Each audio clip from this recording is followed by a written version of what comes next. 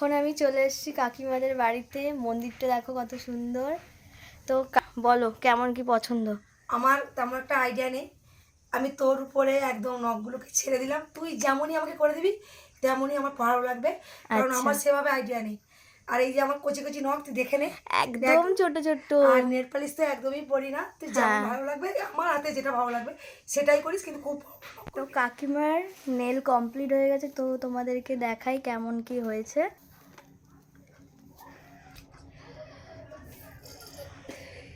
তো কাকিমা বলো কেমন লাগলো? আমি ওর ভরসায় দিয়ে অলরেডি ঘুমিয়েই গেছিলাম, এতটা ঘুম পেয়েছিল, কারণ এগুলো করতে একটু সময় লাগে। ঘুম থেকে উঠে দেখলাম এত সুন্দর করেছে, আমার তো ভীষণ ভালো লাগছে। দেখো, আমি কিন্তু ওর উপরে পুরোপুরি ছেড়ে দিয়েছিলাম, ও এত সুন্দর করবে ভাবতে পারিনি। আমার তো ভীষণ ভালো লাগছে।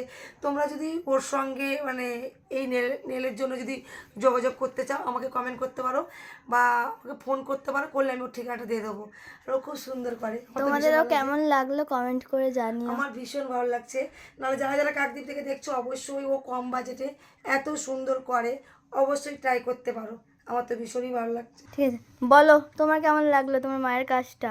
আমার তো খুব ভালো লেগেছে। আমার মার কাজটা দেখে আমার নিজের হাতে যে এক্সটেনশনটা করবো ওটা আমার এক্সাইটেড বেড়ে গেছে।